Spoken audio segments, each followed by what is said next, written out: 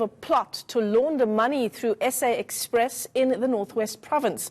That contract was allegedly a vehicle for siphoning tens of millions of rand intended for the ANC.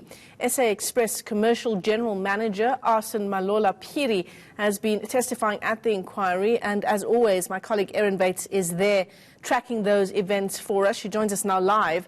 So, Erin, today's evidence, in effect, a comparison of, so to speak, apples with apples in terms of two contracts. Just explain that for us.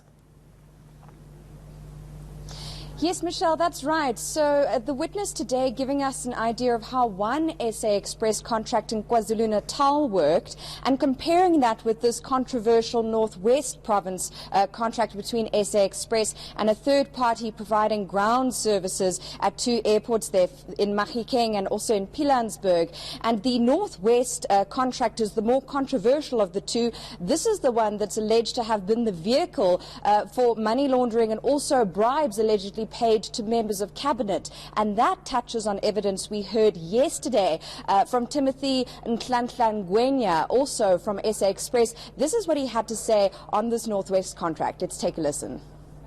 She handed me a bunch of documentary evidence which consisted of the contracts, that is the contract between SA Express and the Northwest government, and the contract between SA Express and Koroneka, and the SMS communication between Ms. Latsana and Mr. Van Wyk. She also handed me the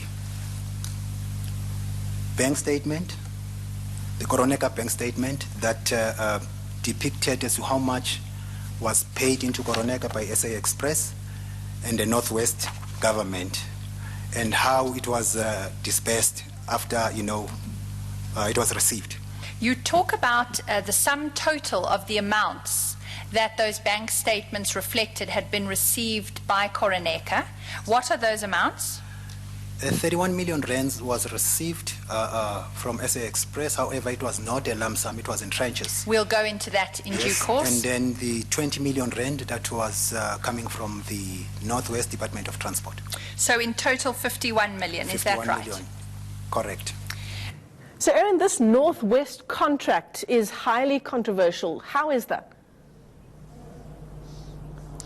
Because it seems that a Mr. Brian Van Wyk of SA Express was on both sides of the contractual agreement. He, of course, was a manager at SA Express, quite high up in terms of national structures of the state-owned airline, but he was also then advising this company, Koroneka. The woman we heard about there in Ngwenya's comments from yesterday was, in fact, the original director of that company. That woman then blew the whistle on these different transactions and amounts. And then we heard from Ngwenya an astounding allegation around where some of that money ended up. And this is that testimony from yesterday.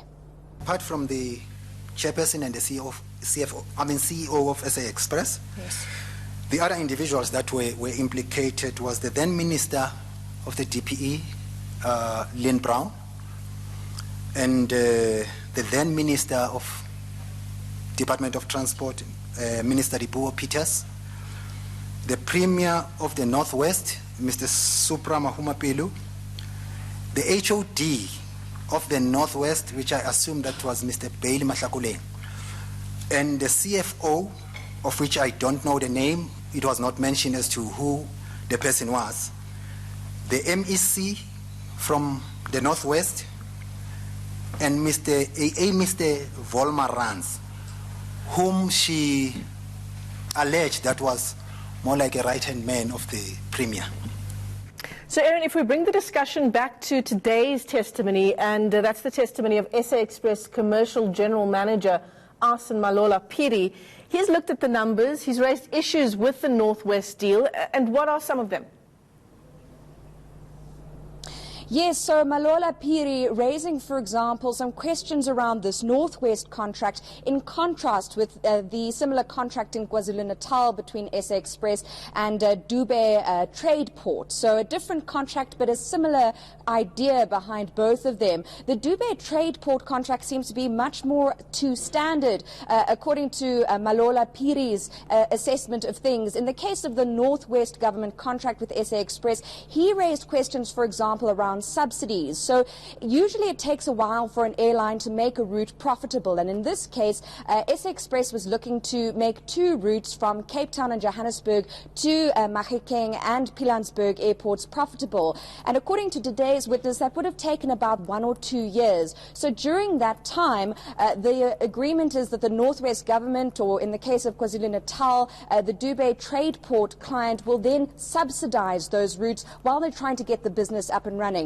What today's witness has flagged is the duration of those subsidies in the Northwest government contract. He says it's unusual that it ran for 5 years, since with a regional airline it would normally take 1 or 2 years to make a line profitable or a route profitable, and also the amounts. In the first year, that subsidy for those flights, Michelle, in the region of 4 million rand. Then the second year it goes down to 4.8, and then the following remaining 3 years it's at 4.5 million rand. And Malola-Phiri has raised questions about those amounts not really downscaling very significantly and running for 5 years. Yeah.